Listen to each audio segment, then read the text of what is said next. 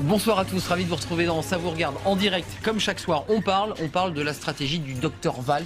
On va parler de ces fameux 50 milliards, on va essayer d'y voir un peu plus clair. On va parler de ce pacte de responsabilité, des mesures qui, selon certains observateurs, vont dans le bon sens, mais n'auraient pas d'impact immédiat sur la compétitivité et sur l'emploi. On va en parler. Et puis, il faut financer évidemment ce pacte, et puis financer et réduire nos déficits. 50 milliards d'euros, où va-t-il trouver ces économies? C'est toute la question. Il a donné quelques pistes dans son discours de politique générale. 19 milliards sur les agents et l'État, 10 milliards sur l'assurance maladie, 10 milliards sur les collectivités territoriales, c'est pas rien. Et puis il y a ces 11 milliards d'économies sur les prestations sociales. Là, c'est assez flou. Et évidemment, on va essayer avec nos invités dans quelques instants de savoir à quoi ça correspond exactement. Des économies à détailler, d'autant que Bruxelles et Berlin, les Allemands, nous font pression en disant il faut continuer à maintenir cette trajectoire, la fameuse trajectoire de baisse des déficits. On en parle, c'est une cure d'austérité, donc on va en parler ce soir parce que vous qui nous regardez, vous posez des questions, vous dites mais où est-ce que ça va tomber? lcp.fr, leJDD.fr bien sûr, et puis hashtag CVR. Il y a déjà des tweets, des tweetos qui ont écrit et vous verrez passer ces tweets tout au long de l'émission. Avec nous, Luc Béril, bonsoir. Bonsoir. Vous êtes secrétaire général de l'UNSA, qui est l'Union nationale des syndicats autonomes, c'est bien cela, majoritaire dans la fonction publique, je ne me trompe pas. Pas majoritaire, mais presque. Une des organisations qui compte effectivement dans la fonction publique. Dans la fonction publique, on vous écoutera évidemment parce qu'on parle du gel du point d'indice. Qui est présente aussi dans le secteur privé pour plus d'un tiers de ses adhérents. Absolument, voilà, c'est dit. Sinon, je peux vous laisser discuter entre politiciens si vous le voulez. Vous, le syndicaliste. Je dis ça de façon un peu sévère parce que je pense qu'il y a peut-être des auditeurs qui nous écoutent. Il y a peut-être même des gens qui ont été, à un moment donné, des téléspectateurs, oui, qui ont même été des acteurs concrets de certains avertissements qui ont été donnés à tous les politiques aux dernières élections. Et je pense que ce genre de débat illustre bien quand même, à un moment donné, à quel milliers d'années-lumière on se trouve de quelques réalités sociales. Il y a un débat qui est un débat juste, légitime, sur la question des rythmes de l'action. Et comment est-ce qu'on croise l'urgence? Parce qu'il y a des urgences qui sont des urgences sociales. Ceux dont on ne parle pas, ils ne sont pas à Thalès, hein. C'est les millions de salariés qui n'ont plus de boulot. Et on ne parle ici que de ceux qui sont recensés par Pôle emploi. On ne parle pas de tous ceux qui sont déjà sortis du système. Donc à cela, il faut leur répondre. Oui. Et pas simplement avec des chocs, parce que le choc, eux, ils l'ont eu. Et il faut aussi répondre à cette urgence sociale-là. Et il faut en même temps combiner, c'est toute la difficulté, des options qui sont des options stratégiques. Et dans les options stratégiques, on a besoin forcément d'un peu de temps. Alors, j'entends bien tout ce qui est dit ici, et moi je le mesure comme syndicaliste. Moi je me déplace aussi beaucoup sur le terrain, pas occasionnellement. Je vais aussi dans un certain nombre d'entreprises, je vois bien les difficultés. Nous, ce qui nous intéresse aujourd'hui, c'est comment est-ce qu'on embraye sur des solutions positives dans une situation dans laquelle l'économie reste atone, même si on peut espérer que ça démarre un petit peu en 2014, mais ce ne sera pas suffisant. Comment est-ce qu'on embraye? Et moi, c'est ce qui m'intéresse dans le pacte de responsabilité. C'est pas sur qu'est-ce qu'il aurait fallu faire, qu'est-ce que si, qu'est-ce que ça, etc. Il y a qu'un faucon. Ouais. Ce qui m'intéresse, moi, c'est quelles sont ces marges qu'on va dégager, parce qu'il va y en avoir. Et ça commence déjà, parce que Dominique Seul l'a évoqué, un peu quand même. Le CICE, l'application, c'est aujourd'hui. Ça arrive. Hein. Ça arrive.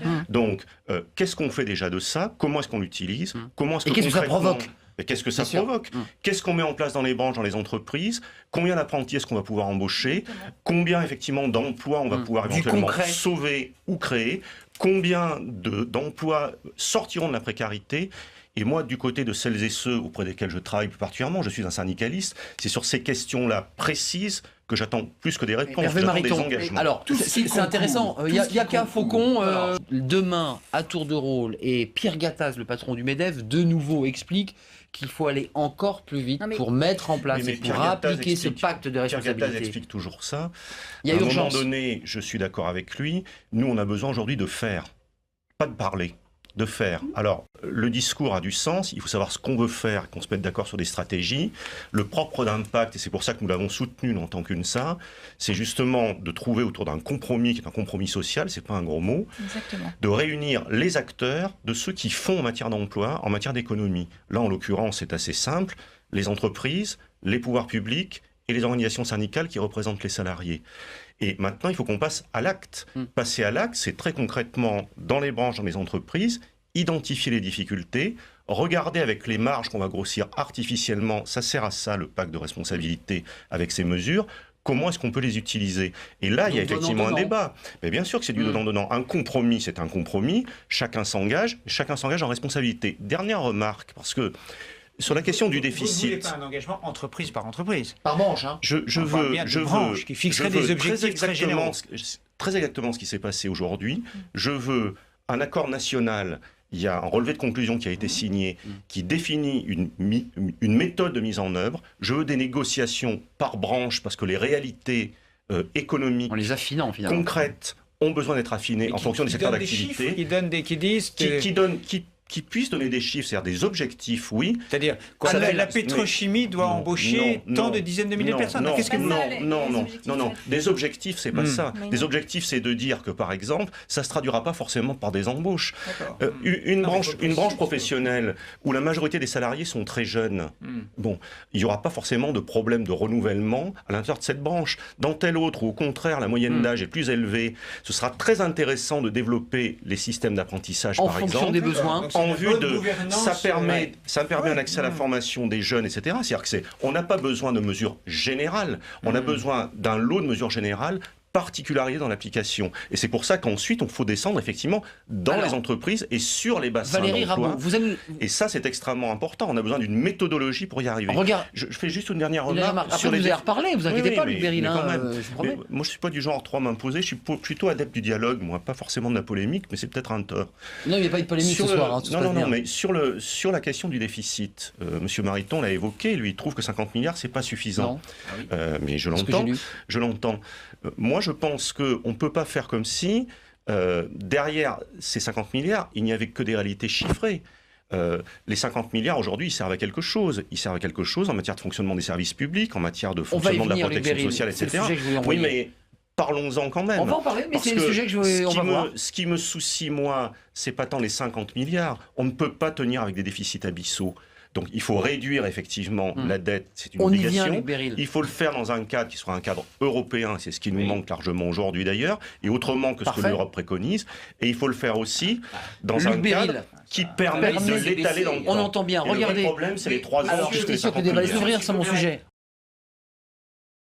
On passe notre temps à l'étaler dans le temps, depuis déjà de nombreuses années. Donc à un moment, à force de l'étaler dans le temps, c'est nous qui allons nous étaler, si vous me permettez d'être un peu vulgaire. Ça fait de nombreuses années qu'on ne réduit pas le déficit, mais qu'on l'augmente quand même. Valérie Rabault. Le processus... parce que ça fait je suis d'accord avec vous. Voilà. Donc ça fait de nombreuses années que nous demandons un sursis à nos partenaires européens. À un moment... De nouveau demandé là. À un moment, cette facilité a des limites. Parce que les dettes, ça se paye. Enfin, sauf à imaginer de dévaluer, mais ce que la France ne peut pas faire au sein de l'euro. Mais vous avez raison. Si on fait de telles conditions à ses partenaires, on risque de faire en sorte qu'ils ne soient pas en état de Dominique, Valérie Rabault. Donc c'est cet équilibre qu'il faut trouver. Vous avez raison sur un point, il ne faut évidemment pas être des talibans sur les déficits publics et la dépense publique. Et vous allez répondre juste après, parce que là, on va rentrer dans le concret. Luc Beryl veut du concret. Quelles sont les économies, dans quel domaine, dans quel secteur? Alors, le Premier ministre a évoqué les secteurs, mais on va essayer d'affiner avec vous, parce que justement, on va essayer avec vous d'affiner. Il y aurait peut-être le ministre de l'Éducation nationale qui indiquerait qu'il n'y aurait pas ces embauches qui ont un coût. Ça serait sage pour vous? Ça serait sage, utile? Non, je pense que ce serait pas sage du tout pour une raison, c'est que... Ça aurait un coût, Luc Beryl. On reviendrait sur la quadrature. On est en train de parler de choses qui sont des choses importantes.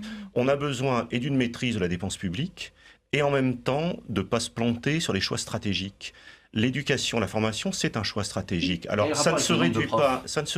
Il y a un petit rapport parfois avec le nombre de profs. Ouais, pas toujours. Surtout, pas toujours, vous avez raison. Et d'ailleurs, la majorité à laquelle vous avez appartenu a des choses à dire là-dessus. Vous avez détruit la formation des maîtres. Non. Donc, écoutez. Le désastre qui était les UFM. Je ne dis pas que le système que nous avions mis en place était parfait. Vous avez mis en place un système, effectivement, dans lequel les gens débutaient sans aucune formation. Oui, mais ça, c'est critiquable. Mais avoir supprimé les UFM et leur dérive pédagogisante, c'était tout à fait judicieux. C'est remarquable en qualité de la formation que vous avez réalisée. Non, je reviens sur cette question-là. Et Valérie Rabault, je l'entends sur la Je reviens sur cette question-là. Donc, je pense que ce serait effectivement une erreur de renoncer à des choix stratégiques, parce que là, on hypothèque effectivement l'avenir. Deuxièmement, et pour moi, et nous à l'UNSA, nous ne sommes pas sur une idée selon laquelle les questions d'éducation et de qualité de formation ne riment qu'avec des questions de moyens. Il faut discuter du contenu, de l'organisation. Nous avions fait des propositions, c'est et notamment paradoxal de ce que vous formation dites, des vous dites en même temps, il faut quand même garder le recrutement, mais qu'on est quand même d'accord pour avoir qualité. Non, parce que notre proposition à nous, c'est de savoir à quoi on va utiliser effectivement ces moyens-là.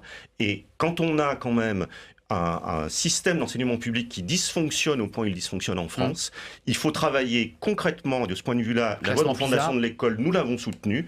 Il y a une priorité à donner dans les premiers temps de l'école primaire, et on a besoin de mettre des moyens là-dessus. Est-ce qu'il y a des moyens qui doivent baisser ailleurs pour financer ces besoins dans l'éducation? Par exemple, est-ce que le nombre de fonctionnaires doit baisser dans d'autres secteurs d'activité? Est-ce que vous, à l'UNSA, vous êtes d'accord avec ça? Aujourd'hui, je vous le signale quand même, vous le savez que c'est ce qui est en train de se passer, et c'est ce qui se passe depuis quand même quelques années. Quant à la réponse qu'on peut faire, nous on a toujours dit, mais on le disait avec le précédent gouvernement, on n'arrivait pas d'ailleurs à en discuter, on a toujours du mal avec celui-là, entre parenthèses, il faut qu'on discute des missions de service public. Et il faut peut-être qu'on assume aujourd'hui, si on doit faire ces économies, surtout au niveau où on les a mis, il faut qu'on assume peut-être le fait qu'il y a des missions qui ne seront plus rendues par le service public.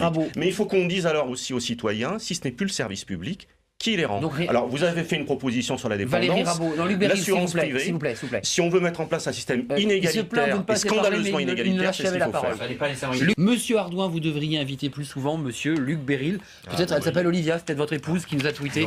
J'ai été ravi d'être avec vous. Peut-être. Bonne soirée. Demain, on parle d'un sujet. On ne sait jamais. On parle demain du Rwanda. Qui est dissimulé sous un autre nom. Notre nom. Luc Beryl. On ne parle pas que de votre épouse, on parle du Rwanda demain. Ce sera un sujet important. Il y aura Pierre Péan sur le plateau, polémique autour du Rwanda. Bonne soirée, à demain.